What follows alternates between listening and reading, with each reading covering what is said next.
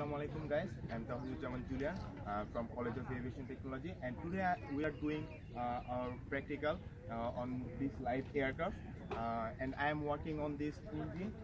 This is aircraft named Atomos 26B, and this engine is the turbopropeller engine. We know that about the turbopropeller engine, and this we know about this wing. This is the wing which creates the thrust, and from this side the air bypasses from this side, and we know that this engine is 2080 HP,